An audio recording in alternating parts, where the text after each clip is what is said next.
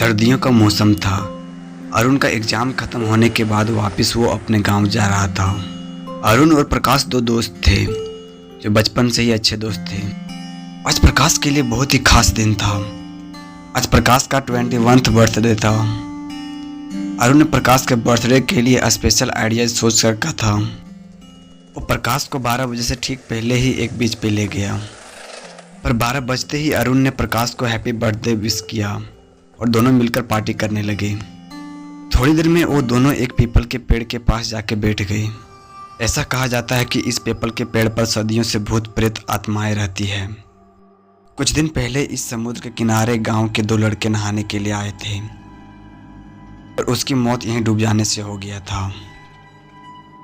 उस दिन से कहा जाता है कि उन दोनों लड़के की आत्मा इसी पेड़ में रहती है। कुछ देर बाद अरुण को उस पेड़ पर कुछ दिखाई दिया और उसने उस पर पत्थर फेंक दिया। जैसे ही अरुण ने उस पेड़ पर पत्थर फेंका तो उस पेड़ में से कुछ अजीब सी आवाज़ सुनाई दिया। ऐसा लगने लगा जैसे मानो किसी की रोने की आवाज़ सुनाई आ रही हो और वो दोनों कुछ देर के लिए सुन रह गए, लेकिन कुछ ही पलों के बाद वो आवाज़ आना बंद हो गया। तभी उन दोनों को पीछे से कुछ आवाज़ें सुनाई देने लगा, मानो जैसे पेड़ से कुछ गिरा हो। उन दोनों ने जैसे ही पीछे मुड़ के देखा तो दोनों के पैरों तले ज़मीन खिसक गई। उसके ठीक पीछे एक काली सी परछाई थी जिसकी दो डरावनी आंखें अंधेरे में चमक रही थी। उन दोनों को अपनी आंखों पर विश्वास ही नहीं हो रहा था। दोनों को लगने लगा कि वो जरूर कोई बड़ी बुरी आत्मा है। ये सब चल ही रहा था कि तभी अरुण अचानक से बेहोश होकर नीचे गिर गया। जैसे ही अरुण को उठाने प्रकाश नीचे झुका, उस आत्मा ने उस पर हमला कर दिया। उसके बड़े बड़े नाखून प्रकाश के पीठ में घुस गया, लेकिन चिखता हुआ प्रकाश जैसे तैसे उस आत्मा से पीछा छुड़ाया।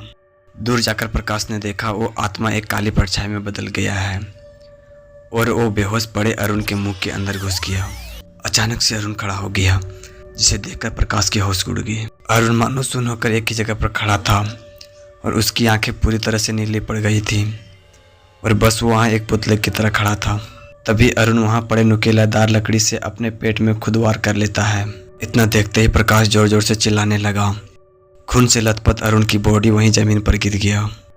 थोड़े ही दूर पर खड़े प्रकाश ये सब देखकर फुट फुट कर रोए जा रहा था।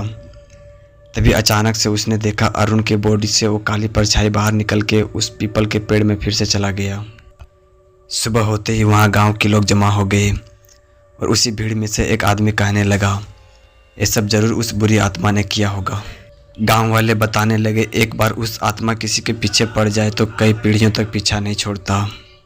अगले दिन रात के 12 बजे ठीक प्रकाश उस पेड़ के पास जाता है और माफ़ी मांगने लगता है।